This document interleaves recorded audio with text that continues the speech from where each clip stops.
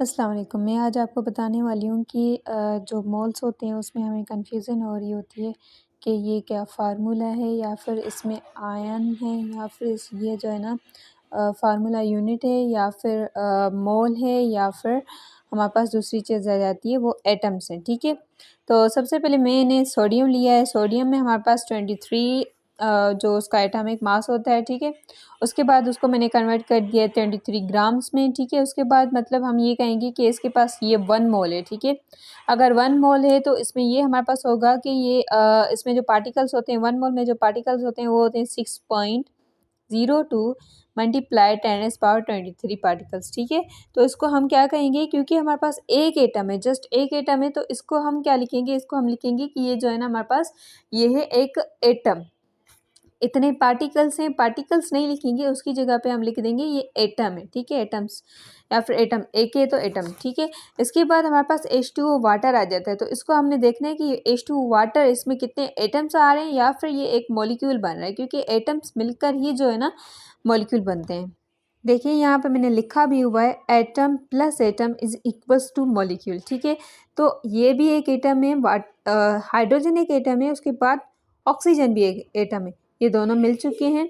इसका हमने क्या फाइंड करना है, इसका हमने फाइंड करना है एटॉमिक मास। एटॉमिक मास हमारे पास 18 है, उसको हमने कन्वर्ट कर दिया ग्राम में। उसके बाद हमारे पता है कि दो जब एटम मिलते हैं तो एक मॉलिक्यूल बनता है, तो ये एक मोल है, ठीक है। एक मॉलिक्यूल है मतलब एक मोल है, और एक मॉलिक्यूल में कितने जो पार्टिकल्स होते हैं वो होते हैं 6.02 मल्टीप्लाई 10⁻23 मोल्स।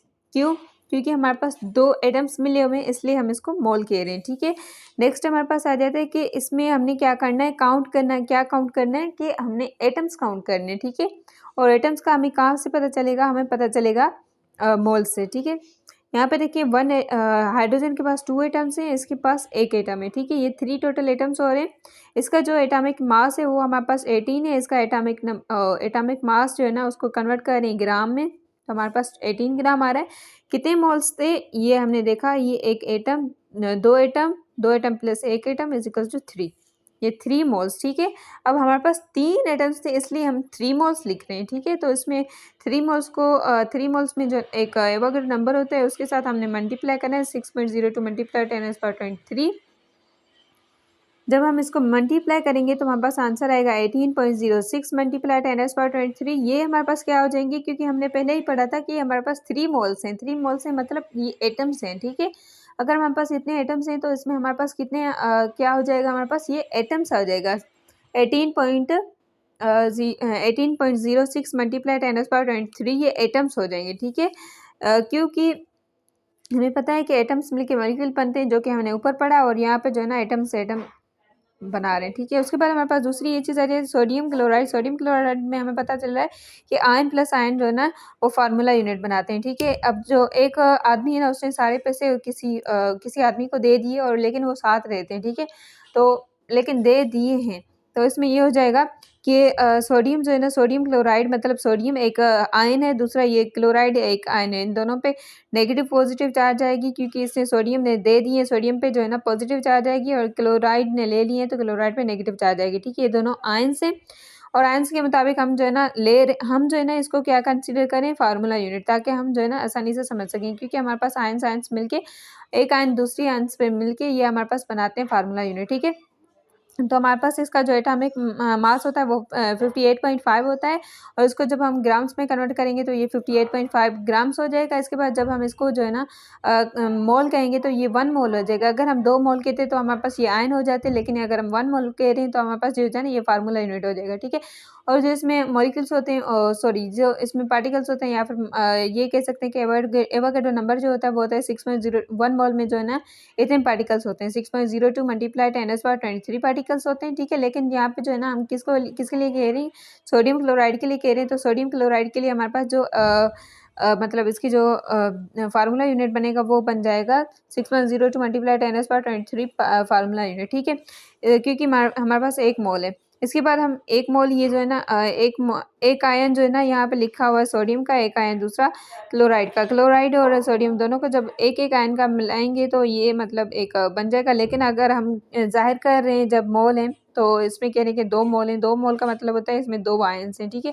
अगर 2 मोल हम जाहिर कर रहे हैं कि 2 इसमें 2 मोल नहीं सॉरी 2 आयन हैं, हाँ 2 मोल हैं, तो 2 मोल में हमें पता चल रहा है कि एक आयन है और दूसरा आयन है। एक ये आयन है, एक ये आयन है, दोनों आयन है, ठीक है। लेकिन हम इनको मिला नहीं रहे, हाली यहाँ पे जो है ना वैसे ही बता रहे हैं। तो 58.5 जो है ना इसका जो है ना एटॉमिक मास है, इसको हम कन्वर्ट करेंगे 58.5 ग्राम में। और इसके बाद जो है ना हम देखेंगे कि इसमें कितने मोल्स हैं।